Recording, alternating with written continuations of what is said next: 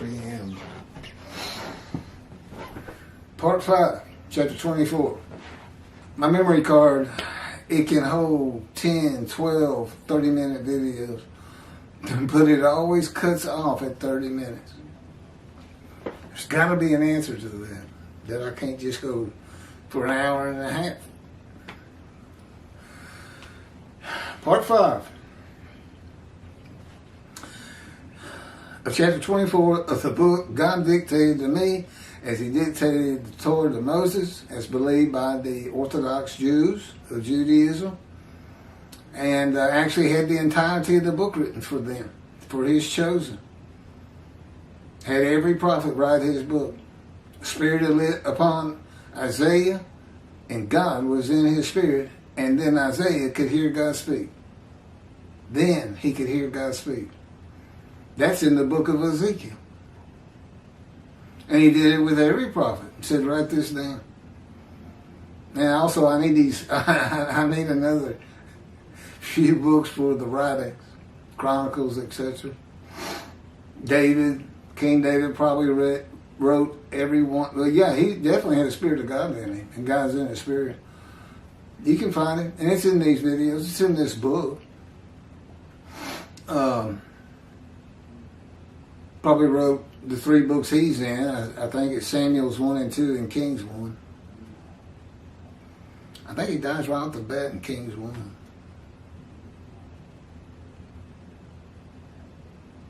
Oh, okay, here's the paragraph I was finishing up with in part 4 of chapter 24.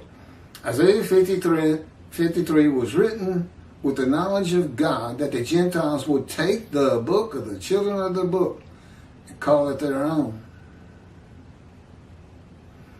That they would do it based on the animal sacrificial atonement worship laws of the Torah. The whole forgiveness of sin things. That's not where okay.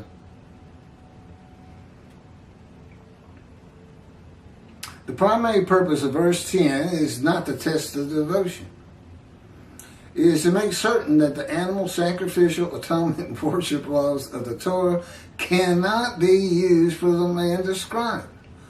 That's why God disfigures him and blemishes him with disease. And I guess the Christians just, I don't know.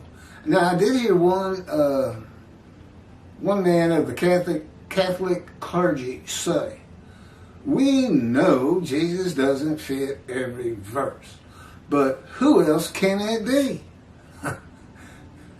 You're looking at it. Jesus wasn't disfigured at birth. He was never sick, as far as the Gospels say. Never even sick, much less exposed to death. He was never exposed to death. He died. That's not exposure. That's not getting close to, but it doesn't happen. That's exposure.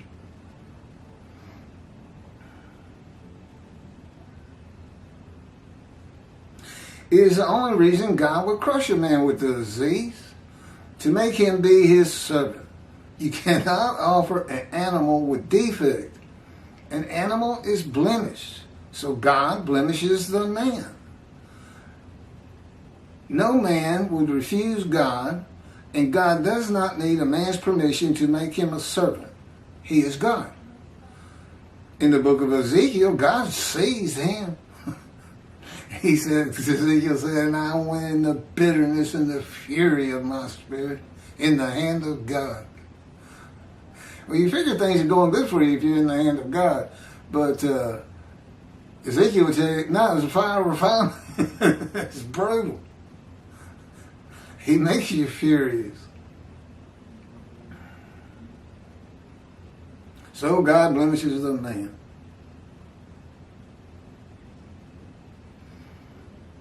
In the book of Ezekiel, God seized him and made him suitable for the purpose of being a prophet to the Assyrian Babylon exile in God's fire of refinement. That won't work. No, we're going to have to stop there. That's the end of chapter 24. How come we don't have a commentary on their 53:10 commentary? You think we covered it all? Well, again, it should be their job and responsibility to their flock to come investigate this man out here saying the things I'm saying. Oh, we've had over 1,500 views from Canada, and I think that's where Jews for Judaism is. Somebody is bound to have said something.